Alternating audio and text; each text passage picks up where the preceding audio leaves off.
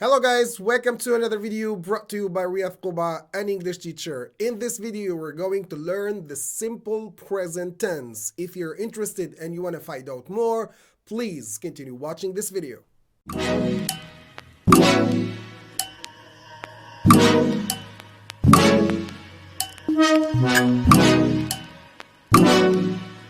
Welcome back. Before getting started, let me give you an insight into what I will be doing in the coming weeks. I'll be focusing on the English tenses, and I'm going to go over the simple present, the present progressive, the future, the simple past, the past progressive, the present perfect, and the past perfect tenses, because I've noticed that the majority of students really struggle and have a problem with these tenses, and they don't figure out how and when to use them. If you want to get the hang of these tenses once and for all, consider subscribing to this channel so you can get notified whenever I upload a new video. But before that, and before getting started, I would like to share these comprehensive books which contain everything you need to get a good grade. You name it, we have it. السلام عليكم، أنا رياض قبع أستاذ لغة إنجليزية، وفي الفيديو هذا مش نحكي لكم على حاجة جديدة اللي هي الباراسكولير هذايا ديستيني لجماعة البكالوريا جميع الشعب. If you want more information about it, so consider watching this video. Right, let's go over the three forms of the simple present tense. Although it is called simple, most students make mistakes with this tense. The first general rule is the following. When the subject is I, you, we, and they, the verb does not change at all.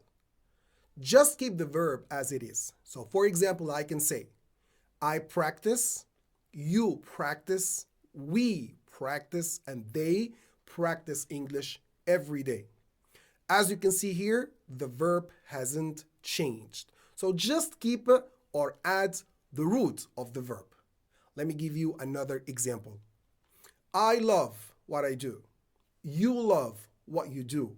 We love what we do, and they love what they do.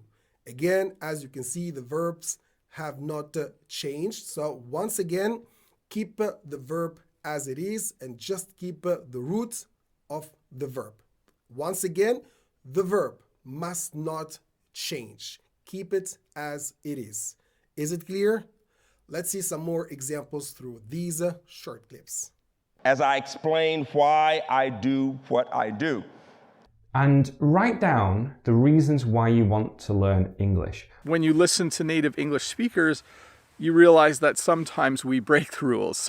The second rule is with the subjects he, she, and it. And here comes the problem. But before that, let's watch this short video, and I would like you to focus on the verbs and what was added to them. Okay? Here we go.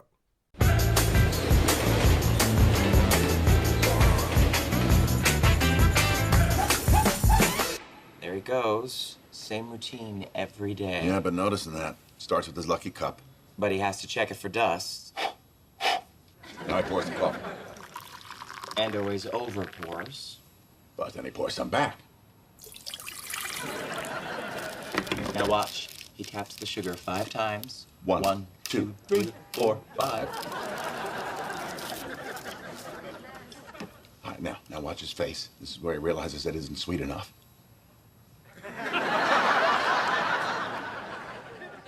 So he adds another.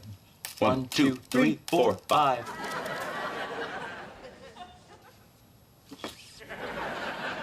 And this is the part where he realized he works with Jack and Ass.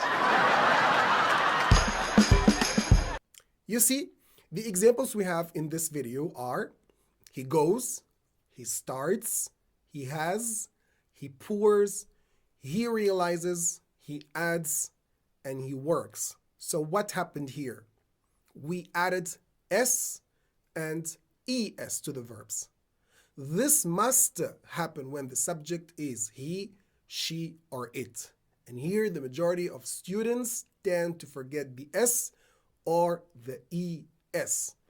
Typically, we add an ES when a verb ends in O, CH, SH, SS, X or Z. So for example, I can say my father goes to work by car.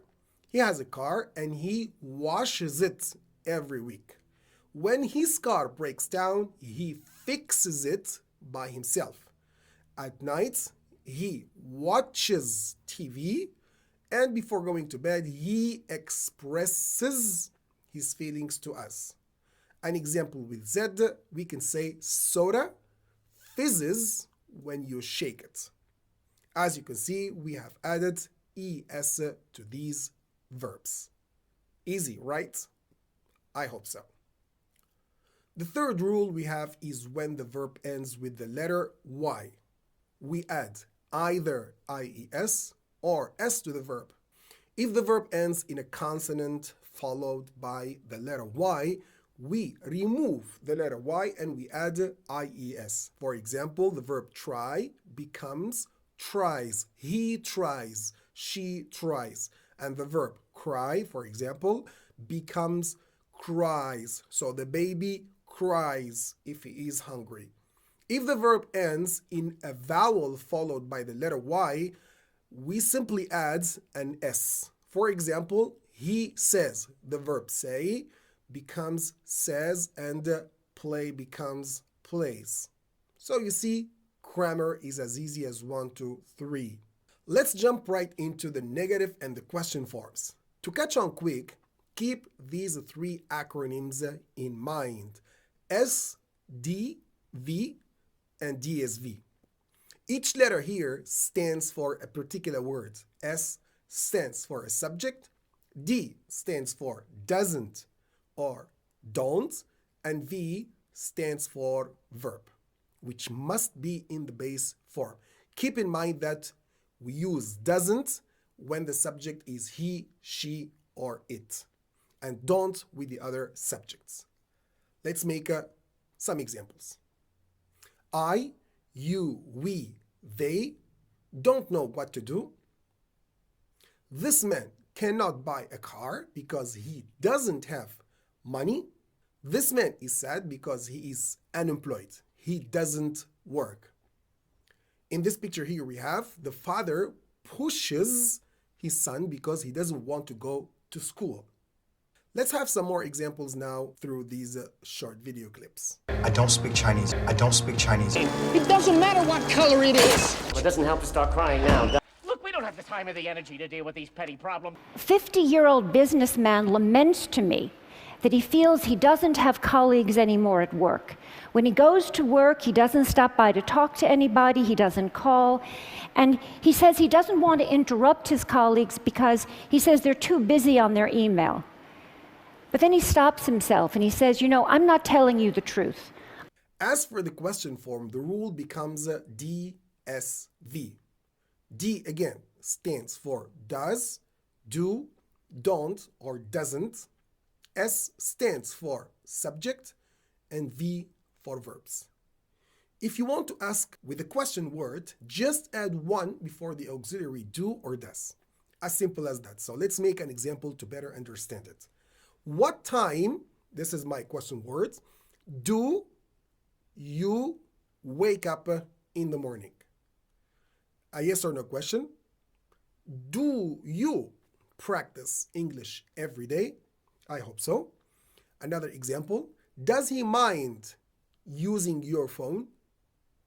You see? So it's very easy. Now let's see some more examples through these short video clips to better understand.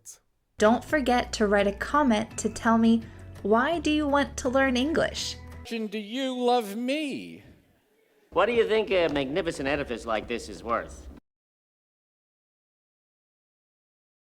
We use it for habits like British people drink tea after breakfast, or for repeated actions or events like we catch the bus every morning, or for general truths, for as in this example, water freezes at 0 degrees, or for instructions or directions like you go straight forward and then you turn on the right. We can also use it for fixed arrangements like his mother arrives tomorrow. So although we have tomorrow as an indicator of the future tense, we have used here the simple present tense because this is a fixed arrangement. And we can also use it for future constructions. We will give it to her when she arrives. So here we have used the simple present tense because it's a future construction. Now, after dealing with the forms of the simple present tense and its uses, let's move on to the practice section. So here we have a passage about Lionel Messi's daily routine. So we are going to talk about his habits and what he does every day. So here we have to use the simple present tense. So what I would like you to do is to put these verbs in the appropriate form of this tense, whether it's the negative form or the affirmative form. And then you will find the answers at the end of this video. Is it clear? I hope so. That's all for me, guys. Thank you so much for watching this video. I hope you've enjoyed it. If you have, don't forget to give it a big thumbs up and also to make sure to subscribe to our channel so that you can get notified whenever I upload a new video. Thank you so much. Love and peace. Riyadh.